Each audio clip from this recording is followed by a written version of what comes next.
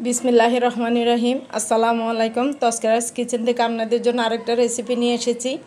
আজকে আপনাদের সাথে আমি তিত করলা দিয়ে কাঁঠাল বিচির একটি রেসিপি শেয়ার করব।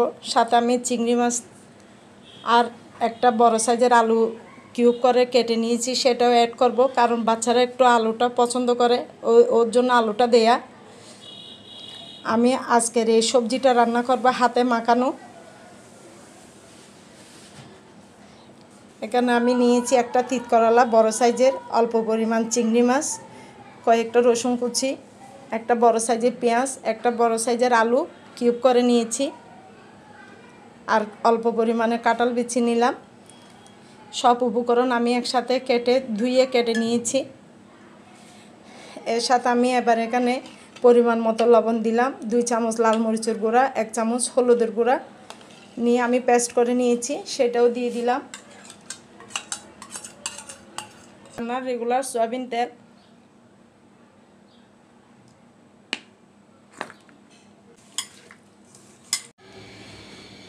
এবার আমি চুলায় বসিয়ে দিয়েছি। আমি এখন পানি অ্যাড করব না, আমি এভাবে একবারে 5 মিনিট একটু কষিয়ে নেব।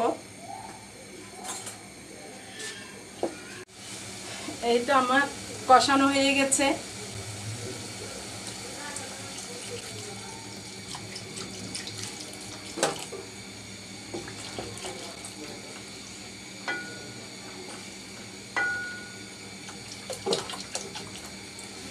একটু আলু কাঁঠাল বিচি সিদ্ধ হওয়ার জন্য একটু পানির প্রয়োজন, আমি এই জন্য দিয়েছি। এগুলা সিদ্ধ হতে পানি আরও কমে যাবে, জলের পরিমাণ।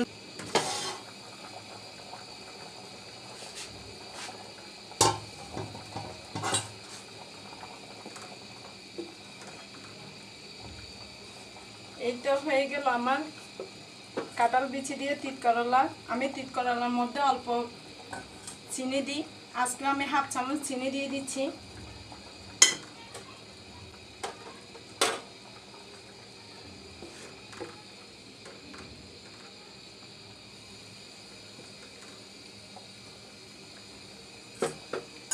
এবার অল্প ধনিয়া পাতা দিয়ে নামিয়ে নিব। এই তো হয়ে গেল হাতে মাখানো তিত করলা দিয়ে কাঁঠাল বিচি। এই তো হয়ে গেল আমার হাতে মাখানো চিংড়ি মাছের সাথে কাঁঠাল বিচি দিয়ে তিত করলা। দেখতে এরকমই হয়েছে, মাশাআল্লাহ, আলহামদুলিল্লাহ, খুব সুন্দর একটা কালার হয়েছে।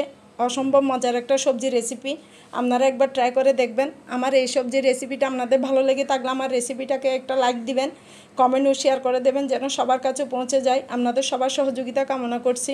আজ এই পর্যন্তই। আল্লাহ হাফেজ। আসসালামু আলাইকুম।